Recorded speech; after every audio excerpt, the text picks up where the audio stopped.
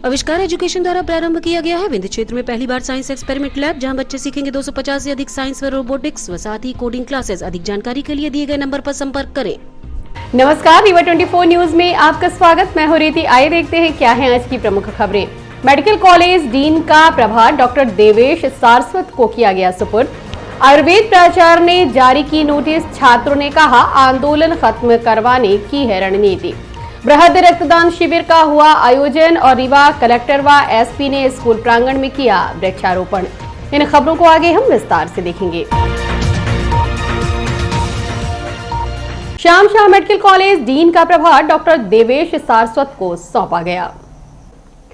जैसा कि विदित है, रीवा के श्याम शाह चिकित्सा महाविद्यालय में अधिष्ठाता डॉक्टर एपीएस गहरवार के बाद डॉक्टर मनोज इंदुलकर को प्रभारी डीन बनाया गया था, जिनके ऊपर मध्य प्रदेश सिविल सेवा पेंशन नियम 1976 का उल्लंघन करने के आरोप लगे हैं। डॉक्टर मनोज इंदुलकर द्वारा अपने कार्य क्षेत्राधिकार से बाहर जाते हुए बीके शुक्ला सेवानिवृत्त लेखापाल के विरुद्ध आरोप पत्र आदि जारी किए गए, जिसके कारण मध्य प्रदेश चिकित्सा शिक्षा विभाग द्वारा आदेश जारी करते हुए अधिष्ठाता के प्रभार से मुक्त करते हुए 2 वेतन वृद्धि असंचयी प्रभाव से रोकी गई। वहीं Shyam Shah medical college dean का प्रभार डॉक्टर देवेश सारस्वत को दिया गया।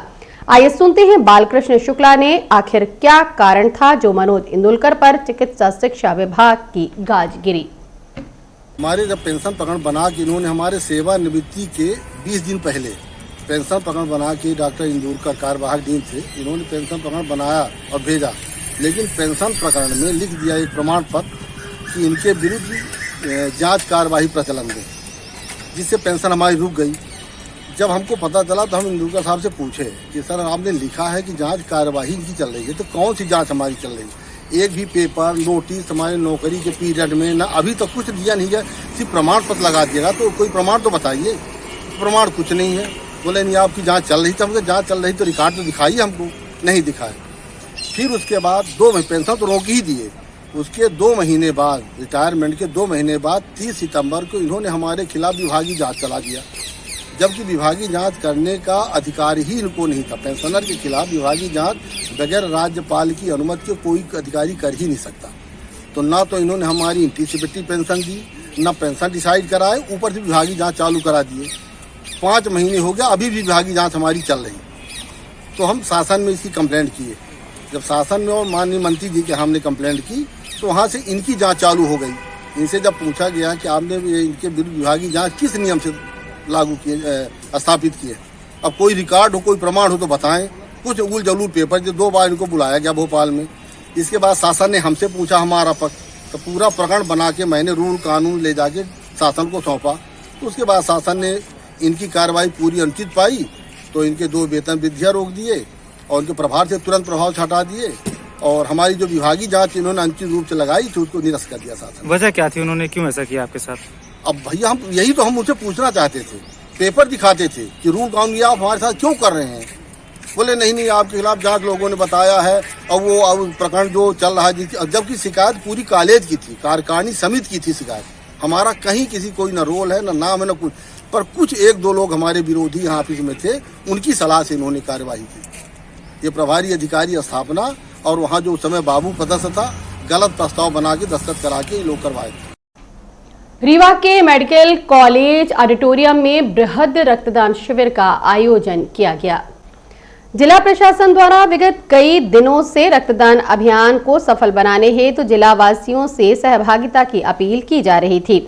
वहीं सामाजिक संगठन, व्यापारी वर्ग, शैक्षणिक संगठनों के माध्यम से भरपूर सहयोग मिला है। शायद यही कारण है कि आज 4 मार्च को मेडिकल कॉलेज ऑडिटोरियम में आयोजित बृहद रक्तदान शिविर में काफी संख्या में लोगों ने उपस्थित होकर रक्तदान किया।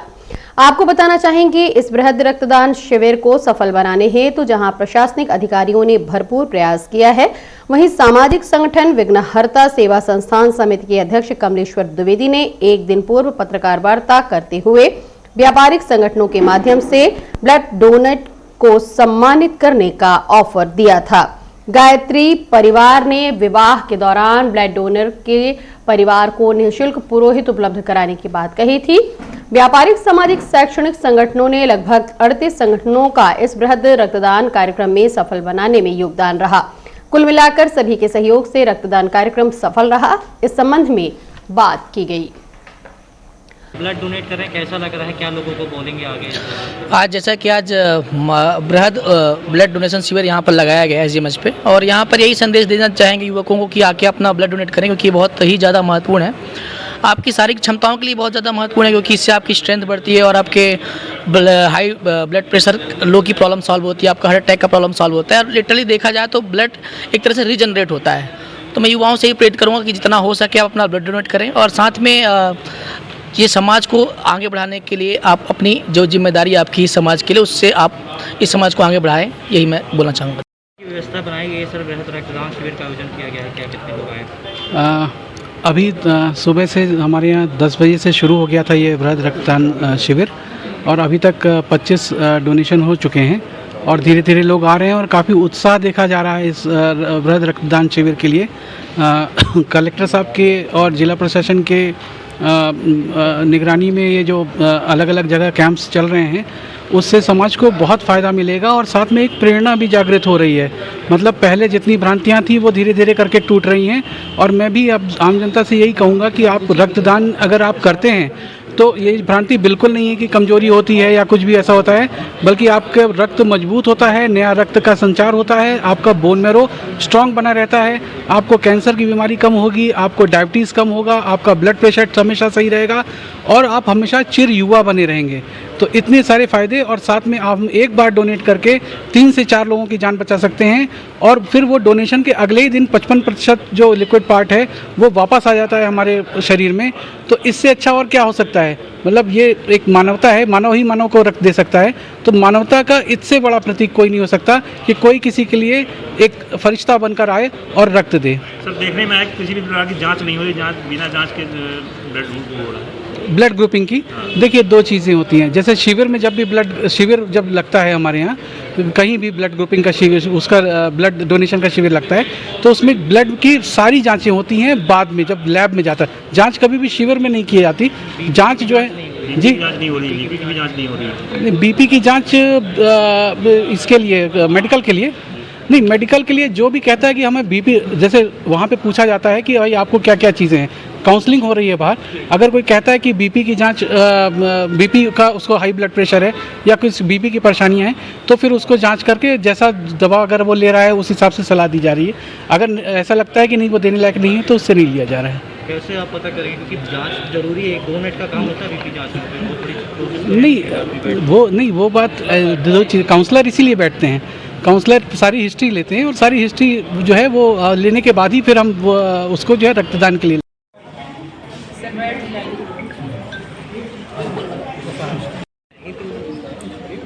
अंदर हाँ, नहीं यही मेडिकल कॉलेज जहाँ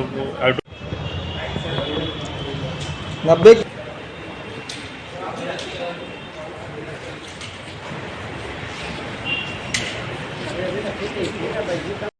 अंकुर अभियान के तहत कलेक्टर व एसपी ने स्कूल प्रांगण में किया वृक्षारोपण। रीवा जिले में 1 मार्च से 5 मार्च तक अंकुर अभियान के तहत वृक्षारोपण महाअभियान का कार्यक्रम चलाया जा रहा है। इसी क्रम में आज रीवा कलेक्टर मनोज पुष्प व एसपी नवनीत भसीन द्वारा जेल रोड स्थित सरस्वती विद्यालय में वृक्ष रोपित किए गए। इस दौरान विद्या भारती के उप प्रांताध्यक्ष कमलेश सचदेवा, विद्यालय के प्राचार्य सहित अन्य लोगों की उपस्थिति देखी गई।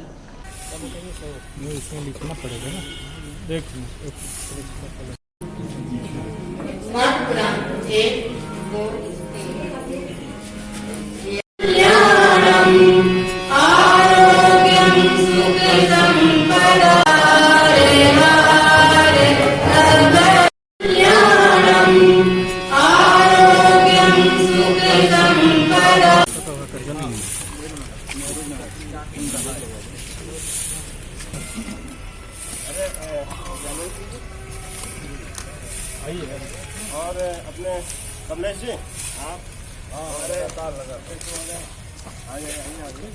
आयुर्वेद कॉलेज के छात्रों ने प्राचार्य पर लगाया नोटिस के माध्यम से स्ट्राइक खत्म करवाने का आरोप। रीवा आयुर्वेद चिकित्सा महाविद्यालय के छात्र व छात्रा लगातार 9 दिन से अपनी 5 सूत्री मांगों को लेकर आंदोलनरत हैं, लेकिन अभी तक शासन प्रशासन द्वारा उनकी मांगों पर अमल नहीं किया गया। इसी आंदोलन के बीच आज कॉलेज के प्राचार्य द्वारा नोटिस जारी की गई कि यदि आप लोग नियमित क्लास नहीं ज्वाइन करते तो कॉलेज व छात्रावास से बाहर कर दिए जाएंगे। इस नोटिस के जारी होने से आंदोलनरत छात्र छात्राओं में भारी आक्रोश है। आज आंदोलन के दौरान छात्र छात्राओं द्वारा बर्तन व थाली बजाकर आक्रोश जताया गया। साथ ही कॉलेज प्राचार्य पर आरोप लगाया गया कि हम अपना आंदोलन समाप्त कर दें, इसलिए प्राचार्य द्वारा हॉस्टल खाली करने का नोटिस जारी किया गया है। लेकिन हम किसी भी चेतावनी व धमकी से डरने वाले नहीं हैं। आंदोलन मांगे पूरी न होने तक अनवरत जारी रहेगी, यह कहना है छात्रा अंजलि कौरव का। कि हम लोग जैसे छात्राएं जो हॉस्टल में रह रही हैं उन लोगों को छात्रावास छोड़ने का आदेश दिया गया है प्रिंसिपल के द्वारा। अब आप ये बताइए कि वो लोग यदि इस अवस्था में हॉस्टल छोड़ेंगी तो स्ट्राइक में कैसे पार्टिसिपेट करेंगी। तो इस वजह से उनको धमकाया जा रहा है, हॉस्टल छोड़ने का बार बार कहा जा रहा है। और हम यहाँ पर अपनी 5 सूत्रीय मांगों को लेकर हड़ताल निरंतर कर रहे हैं। आज 9वां दिन है। आज हम लोग इस अपनी मांगों को लेकर डटे हुए हैं और हम निरंतर इसी प्रकार से प्रयास करते रहेंगे। हमारी जो मांगे हैं वो यहाँ पर शांतिपूर्वक धरने के माध्यम से प्रदर्शित की जा रही है। शासन को समझाया जा रहा है, उन तक ये बात पहुँचाई जा रही है। अब हमारी जो फर्स्ट मांग है वो यह है कि जो पीएससी में 15% जो आरक्षण दिया जा रहा है जो पार्टिसिपेटों को, तो वो एनआरएचएम वालों को वो ना दिया जाए, वो ना दिया जाए। ये पहली मांग है। दूसरी मांग ये है कि जो इंटर्न, हाउस फिजिशियन और जो पीजी वाले स्कॉलर्स हैं उनको समान काम के लिए समान वेतन दिया जाए, उन्हें शिक्षावृत्ति दी जाए। और थर्ड मांग हम लोगों की ये है कि हम लोगों को जो इमरजेंसी आपातकालीन जो चिकित्सा पद्धति है उसमें एलोपैथी मेडिसिन का यूज़ करने की परमिशन दी जाए। हमारी जो फोर्थ मांग है वो ये है कि यूनिवर्सिटी जो है उसमें से जो आयुष शाखा है उसको पृथक किया जाए। धन्यवाद। ये आप लोग थाली और बर्तन लेके बजा रहे हैं, इसका क्या? ये इसका उद्देश्य हमारा जनता को और सरकार को जगाना है, अपनी मांगों के लिए उनका ध्यान जो है वो आकर्षित करना है। ये हॉस्टल से रिलेटेड जो बाहर करने का मामला, उसमें प्राचार्य से आपकी बात हुई प्रिंसिपल से? प्राचार्य महोदय से अभी बात जारी है और उन्होंने आदेश निकाला है, नोटिस निकाला है, तो अब उसके अनुसार आगे की कार्रवाई की जाएगी। हम लोग यहाँ पर अडिग हैं और हम लोग यहाँ से हटेंगे नहीं। हमारी मांगे स्पष्ट है।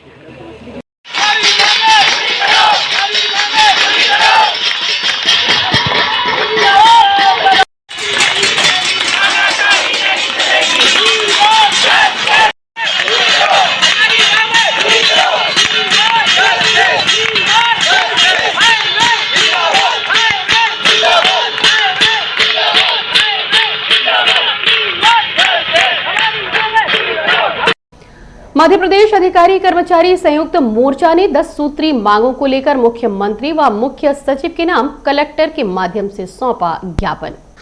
पुरानी पेंशन बहाली, लिपिक वर्ग सहित विभिन्न संवर्ग की वेतन विसंगति का निराकरण करने, अनुकंपा नियुक्ति के आदेश को सरलीकरण करने सहित अन्य 10 सूत्री मांगों को लेकर मध्य प्रदेश अधिकारी कर्मचारी संयुक्त मोर्चा ने रीवा कलेक्टर कार्यालय पहुंचकर प्रदेश के मुखिया शिवराज सिंह चौहान एवं मध्य प्रदेश शासन मुख्य सचिव के नाम ज्ञापन सौंपा। इस संबंध में संघ के पदाधिकारी व रीवा एसडीएम से बात की गई। मोर्चा ने अभी यहाँ पर कलेक्ट्रेट में सभी शासकीय कर्मचारियों ने मिलकर पुरानी पेंशन बहाली को लेके यहाँ पर ज्ञापन सौंपा है मुख्यमंत्री जी के नाम पर, और ये शासन की तरफ से मांग कर रहे हैं कि पुरानी पेंशन को वापस बहाल किया जाए। इसके अतिरिक्त और भी कुछ मांग है। कब तक इनकी मांग ऐसा अंदाज है? अभी शासन स्तर पर नीति निर्धारण वाला प्रश्न है, शासन के संज्ञान में ये बात आ गई है और जो ज्ञापन सौंपा गया उसको हम विधि तक पहुँचा। अधिकारी कर्मचारी संयुक्त मोर्चा भोपाल के आह्वान पर आज 10 सूत्री मांगों के निराकरण के लिए पूरे प्रदेश में ज्ञापन माननीय मुख्यमंत्री जी को संबोधित माननीय कलेक्टर महोदय को दिया जा रहा है। हमारी प्रमुख मांगें हैं, पुरानी पेंशन बहाल किया जाए। हमारे कर्मचारी 30 से 40 वर्ष काम करते हैं, जब वो वृद्ध हो जाते हैं और कोई काम करने लायक नहीं रहते तो उनको पेंशन नहीं मिलेगी, उनको जीविकोपार्जन करने में बहुत सारी कठिनाई होगी। इसलिए हमारी मांग है, जिससे पहले पेंशन मिलती थी कर्मचारियों को उसी तरह अधिकारी कर्मचारियों को पुरानी पेंशन बहाल किया जाए। अभी राजस्थान सरकार ने अपने कर्मचारियों को पुरानी पेंशन बहाल कर दी है। इसी तरह माननीय मुख्यमंत्री जी से भी हमारा आग्रह है कि यहाँ के अधिकारी कर्मचारियों को भी पुरानी पेंशन बहाल किया जाए। छत्तीसगढ़ में वापस लंबी है ये मांग आपकी? ये तो 3 साल से लंबी थी। 3 साल से अभी कोई कार्रवाई नहीं हो पा रही है। और केंद्र के समान महंगाई भत्ता हमारे राज्य के कर्मचारी 11% महंगाई भत्ता पीछे हैं, जबकि केंद्र के कर्मचारी 11% अधिक पा रहे हैं। हमारी मांग है कि केंद्र के समान राज्य के कर्मचारियों को भी 11% महंगाई भत्ता दिया जाए, कर्मचारियों को पदोन्नत दिया जाए। वर्ष 2016 से कर्मचारी अधिकारी पदोन्नत नहीं हो रही है। लाखों कर्मचारी सेवानिवृत्त बगैर पदोन्नत के आज यहाँ पर कितने विभाग इकट्ठे हैं? सभी विभाग हैं, सभी अध्यक्ष हैं, 40 सभी संगठन के अध्यक्ष हैं। ये पदाधिकारी आए हैं, कर्मचारी पदाधिकारियों को बुलाया गया था। पदाधिकारी सभी। क्या नाम है आपका? राजकुमार चौबे, जिला सचिव अधिकारी कर्मचारी संयुक्त मोर्चा कर्मचारी कांग्रेस जिला। और मिलते एक छोटी सी ब्रेक के बाद। इंडियन ऑयल लाया सीएनजी का धमाका, कीमत भी कम, माइलेज भी ज्यादा। सीएनजी अब आपके शहर रीवा में उपलब्ध। सीएनजी अपनाएं और 1.5 गुना तक की बचत पाएं। जी हाँ, अब आप अपने पुराने वाहनों में सीएनजी किट लगवा सकते हैं। हमारे संचालित पंप हैं new Rewa RO, new bus stand के पास, Gupta auto service, railway station से 5 किलोमीटर की दूरी पर, Nirmal auto service Mangawa, Shri petroleum Padra, Chirhulanath station Guru road Rewa. अज्ञात चोरों ने सुनी आवास का ताला तोड़कर 50,000 रुपए कीमत का सामान कर दिया पार। रीवा के विभिन्न लाइन थाना क्षेत्र अंतर्गत ट्रांसपोर्ट नगर निवासी प्रभात कुशवाहा गुड़ गए थे। वहीं उनके भाई जबलपुर उपचार कराने गए थे, जिसका फायदा उठाते हुए अज्ञात चोर घर में घुसे और अलमारी में रखे करीब 50,000 कीमत के सोने चांदी से निर्मित आभूषण पार कर दिए। घटना की सूचना पीड़ित द्वारा पुलिस को दे दी गई। पुलिस मामले की पड़ताल में जुटी है। ये जानकारी प्रभात कुशवाहा ने रीवा 24 को दी। क्या नाम है आपका? प्रभात कुशवाहा नाम है। ये अपने यहाँ चोरी हुई है, क्या क्या सामान गया है? सामान गया है बच्चों का चांदी का आभूषण, जो जैसे छोटे छोटे रहते थे, बच्चे बड़े हो गए तो वो भी रखा हुआ था। पिछिया, पायल और मंगलसूत्र और कमर का करधन वगैरह, ये सब जो है तो गया है। और हम कल बाहर थे, रीवा से गुड़ में थे, तो एक्चुअली मौका पा करके, और बाकी जो फैमिली थी घर में, तो नीचे अब सब अपने अपने कमरों में थे। ऊपर मछले भाई साहब नहीं थे, वो बाहर थे जबलपुर में, तो मौका तक और हम भी नहीं थे।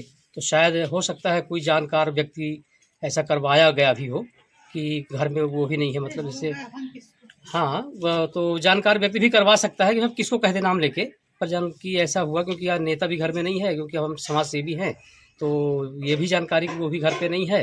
तो चलो जो है तो बाहर से जो अंदर सब बंद था, बाहर से दीवार चढ़ के छत की और रेलिंग और फिर अंदर आए हैं।